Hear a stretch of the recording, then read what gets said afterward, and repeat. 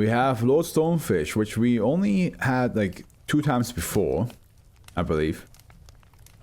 Yeah, I think so. This last one we had then was 2714. Gotta look over here. 2714. 2714. So it's not that long ago, which was the Tintin comic.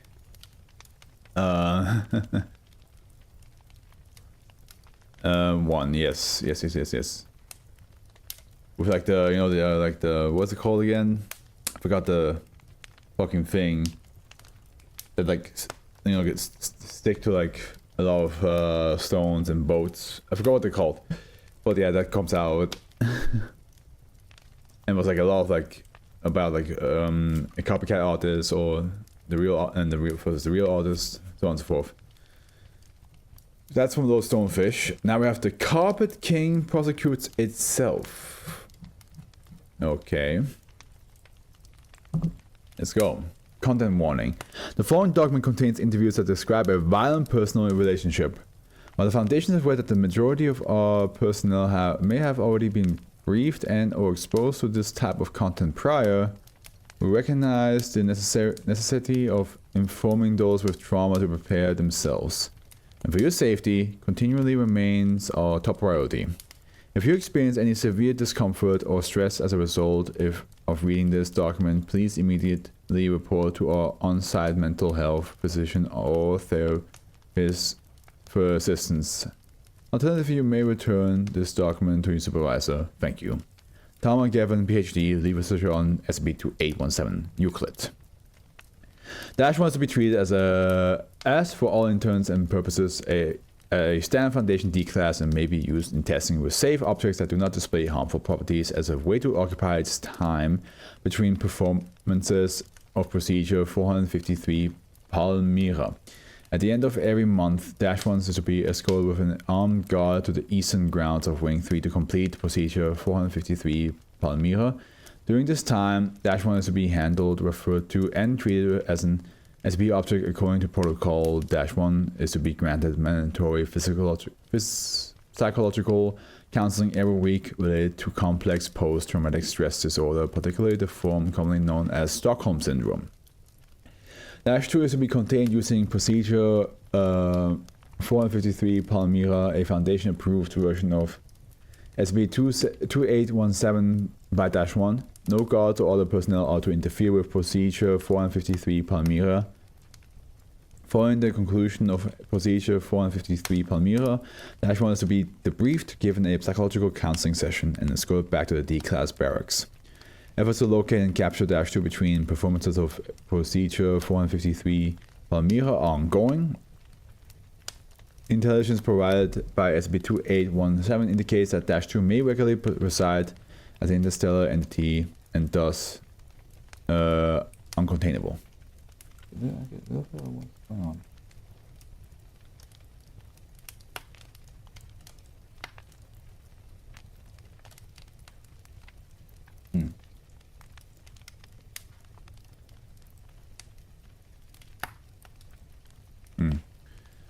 Description. SCP-2817 is a complex visual created and regularly performed by Dash 1 and Dash 2. Dash 1 is William Simon Higley, a male human of mixed race descent. Previously known as D-77810, Dash 1 was previously serving a life sentence for involvement in double homicide with his brother. Damn.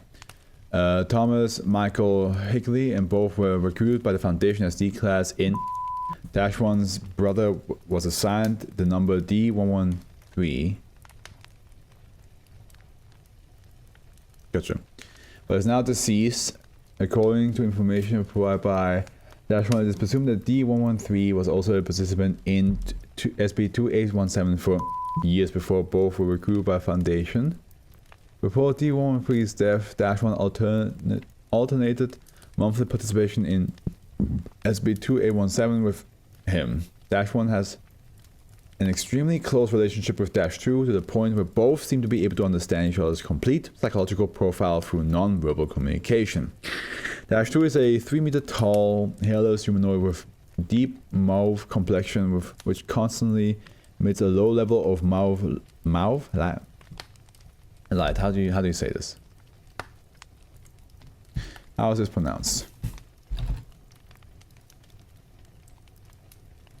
Mauve. Mauve. And mauve means a pale purple color. Okay, mauve. It appears dressed in a crown and ornate robe, carries a crude approximation of a scepter seemingly constructed of bone and a wooden judge gavel. It has the ability to appear and disappear at will, manifesting of its own accord to participate in SCP-2817. -2 is referred to as the Carpet King by -1, who claims that it comes to perform SCP-2817 to confess its sins and seek a verdict. -2's personality has been described as extremely skittish, introvert, and high maintenance by -1, and has shown consistent hostility towards the guards observing SCP-2817. Due to this, known empirical data concerning -2 is low, and most information is provided by -1. According to -1, SCP-2817 is a method of crude containment for -2. During SCP-2817, -1 will don a set of monk's robes and carry a hatchet to a meeting place -2 has designated beforehand through unknown means. -1 claims that D-113 and it will provide these implements when they were first approached by -2, and that it manifests them only when it needs to be judged. -2 will appear and kneel at -1's feet. It will then recite a brief speech in an unknown language to which -1 will respond while gently placing its hands on -2's shoulders in a ritualistic fashion. Following this, -2 will bow its head and -1 will decapitate it. Well then. The corpse will vanish afterwards and the ritual will repeat next month with -2 apparently unharmed. Following the ritual, -1 will inform Foundation personnel of the sins that -2 requested to be absolved, which are usually genocidal or militaristic in nature and on a cosmic scale. SCP-2817 acts as self-devised punishment for -2, keeping it from continuing its action. The effectiveness of this is unknown. Addendum A. Interview -1, Dr. Tama Geffen. Begin log. Tell me about the first time -2 approached you. We were very small children, maybe 5 or 6. Tom and I were inseparable at that age. We always had a very close relationship. At that age, we shared a bedroom. I remember this vividly, a bedroom. We slept in this very tall bunk bed our parents had set up. I always got the top and he always was on the bottom, and I remember hearing Tom shout about tall legs besides the bed in the middle of the night a few times. Tall legs. He was the first one to see him. I probably had my first encounter with our monster about a month later. I mean, before I had only seen Tom's drawing of him. Did your brother feel a stronger connection with it? Not really. It was there for us both. We called him the Carpet King because he carried that bony scepter around. We had a rock in our bedroom that was the same color as his skin. We weren't scared of him after a while because he never seemed evil or threatening, just sort of sad and lonely. He was a friendly monster. How did you know what he wanted? He never talked really, but we just sort of understood what he wanted and why. I can't really explain. I remember that he gave us the axe and ropes and was very insistent that we take them and we liked them. I think in all the years I've known him, it's the only time he smiled.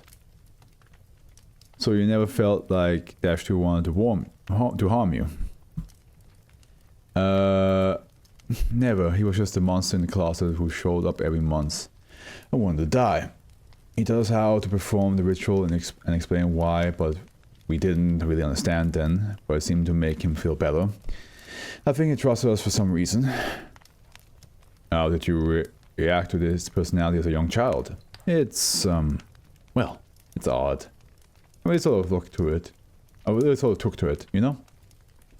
Not like that, not like that, of course. But I felt sorry for him. I really can't say anything bad for the guy. I mean, sure, he has this tendency to disseminate populations, but we all have our vices, right? Decimate, by the way, not disseminate. At least he says he won't do anything to Earth. Maybe. I don't know. It's important for me that people around me are happy, that's the thing. And for me and my brother, we were taught that the best way to make people happy is to do what they ask. I mean, The guy is punishing himself.